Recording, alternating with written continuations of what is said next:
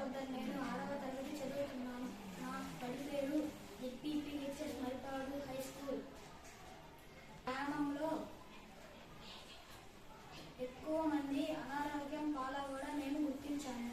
మా గ్రామంలో పరిష్కారమైన మా జట్టు సభ్యులమైన మేము హర్ష మరియు మఫిన్ అని మేము సున్నితంగా తెలుసుకున్నాము. దోమల వలన మలేరియా, చికెన్ గున్యా వంటి వ్యాధులు వస్తున్నాయని తెలుసుకున్నాము. ప్రజల జీవన విధానం. కొందరు వ్యాపారస్తులు నిష్కరంగా జ్వరాలు వస్తున్నాయని గుర్తించబడినది.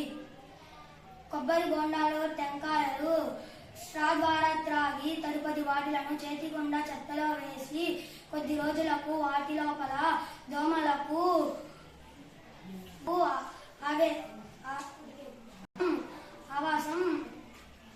ఆవాసం మారుతాయి.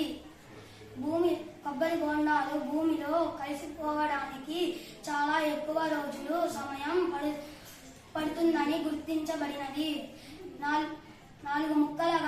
కొబ్బరి బొండాలను 4 ముక్కలుగా తెగవేసి